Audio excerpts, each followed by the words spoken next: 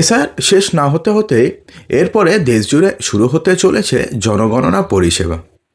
এবার জনগণনার সময়তেও আপনাদের বাড়িতে আবার সরকারি আধিকারিক আসবেন, যেমনভাবে এসআইয়ের সময় এসেছিলেন। তো সেরকমভাবে আবার আপনাকে 33টি প্রশ্ন করা হবে এবং এই 33টি প্রশ্নের ঠিকঠাক উত্তর কিন্তু আপনাদেরকে দিতে হবে। এছাড়া এই জনগণনার সময়তেও কিন্তু আপনাকে কিছু কাগজ দেখাতে হবে, যেমনভাবে আপনারা এসআইআরের সময় কাগজ দেখিয়েছেন সেরকমভাবে বেশ কিছু কাগজ আপনাকে দেখাতে হবে।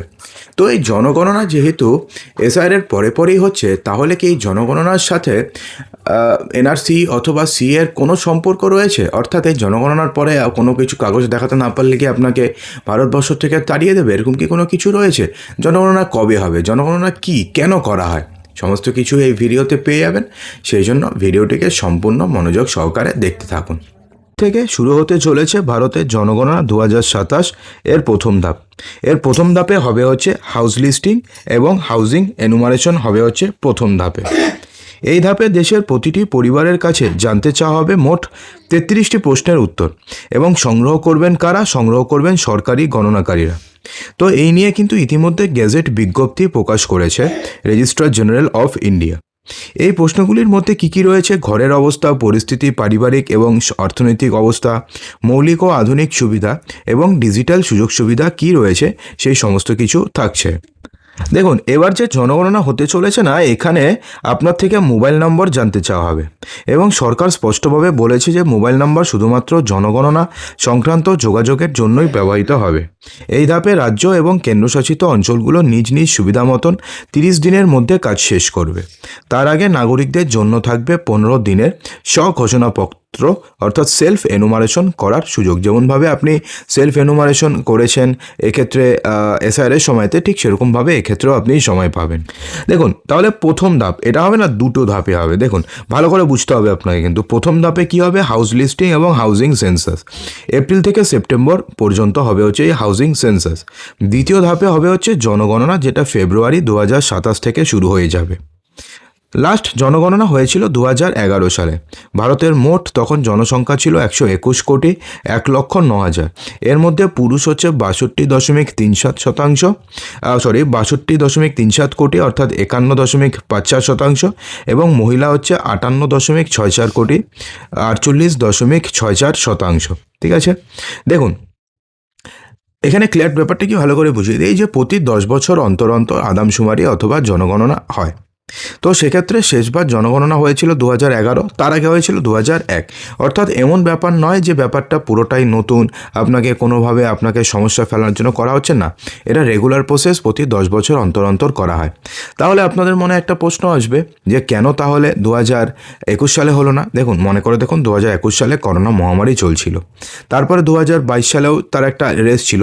23-24 লোকসভা ভোটের জন্য আর হয়নি, 25-25 হয়নি, 25 এসআইআর শুরু হয়েছে, এই জন্য 26 শুরু হয়ে যাবে, 27 মধ্যে পুরো জনগণনা কমপ্লিট হয়ে যাবে। ঠিক আছে, দেখুন তাহলে এখন যে আপনাকে 33টি প্রশ্ন করা হবে, তার মধ্যে কি কি থাকবে ভালো করে শুনে নিন, এবং তার কি উত্তর দেবেন সেটাও আপনাদের জানিয়ে দেবো। ভবনের নম্বর, মিউনিসিপ্যাল স্থানীয় কর্তৃপক্ষ সেন্সাস নম্বর দিবেন। সেন্সাস হাউস নম্বর, আপনার তো হাউস নম্বর রয়েছে, সে হাউস নম্বর দেবেন। মেঝের প্রধান নির্মাণ সামগ্রী, অর্থাৎ মেঝে যে বানিয়েছেন বাড়ির ফ্লোর, তার কী দিয়ে বানিয়েছেন, মাটি দিয়ে নাকি টাইলস ফাইলস লাগানো আছে সেটা বলবেন। দেওয়ালের প্রধান নির্মাণ সামগ্রী, দেওয়াল কী দিয়ে বানিয়েছেন।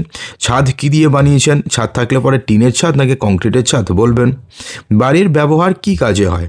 ঠিক আছে, বাড়ির বর্তমান অবস্থা কি রয়েছে, এটা অবশ্যই অর্থনৈতিক অবস্থার কথা বলা হয়েছে, অর্থাৎ বাড়িতে কি কাজ করে, মেন নাকি কৃষিকাজ নাকি চাকরি করে, এই সমস্ত কিছু জানতে চাওয়া হবে।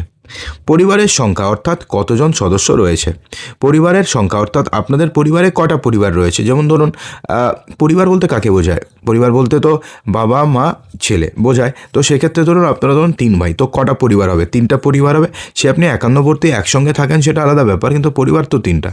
তো সেরকমভাবে পরিবারের সংখ্যা বলবেন। তো পরিবারের মোট সদস্য সংখ্যা কত রয়েছে সেটা আপনি বলবেন। এবার পরিবারের প্রধান নাম্বার, একান্নবর্তী পরিবার হলে তো পরিবারের প্রধান বাবা হয়, তো সেক্ষেত্রে আপনাদের পরিবারের প্রধান কে সেটা লিখলেন। পরিবারের প্রধানের যে লিঙ্গ রয়েছে তিনি মেল না ফিমেল লিখলেন। প্রধান যে ব্যক্তি রয়েছে তার কি SC ST অথবা OBC সার্টিফিকেট আছে কি না।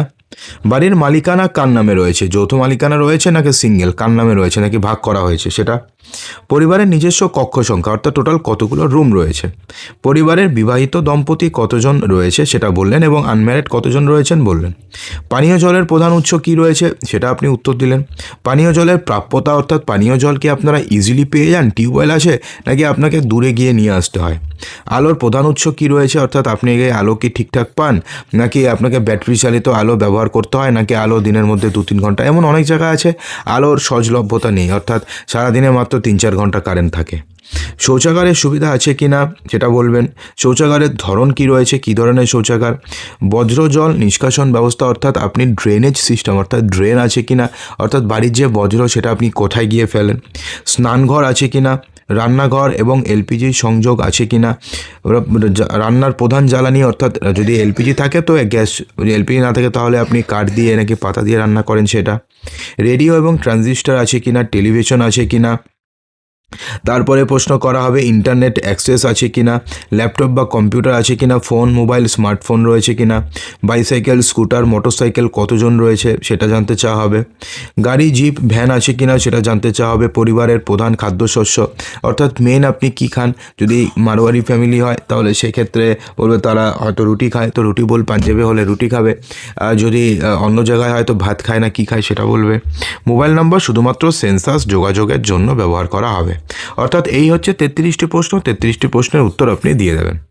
বিশেষজ্ঞদের মতে এই যে হাউজিং লিস্টিংয়ের ধাপের তথ্যই ভবিষ্যতে নির্ধারণ করবে সরকারি প্রকল্প ভর্তুকি, ডিজিটাল পরিষেবা, নগর পরিকল্পনা এবং সামাজিক কল্যাণের নীতির রূপরেখা। অর্থাৎ এই 33টি প্রশ্নের উত্তরই আগামী দশকের ভারতের সামাজিক অর্থনৈতিক মানচিত্র তৈরি করবে।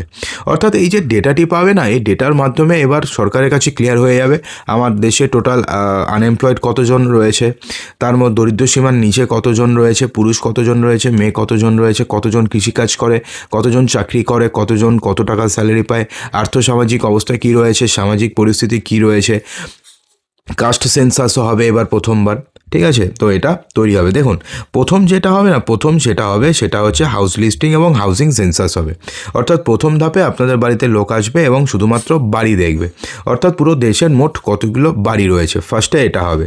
সেকেন্ড ধাপে জনসংখ্যা, সেটা হবে হচ্ছে ফেব্রুয়ারি মাসের 2027 ফেব্রুয়ারি থেকে শুরু হয়ে যাবে কাস্ট সেন্সাস এবং জনগণনা। এবার প্রথম কাস্ট সেন্সাস হতে চলেছে।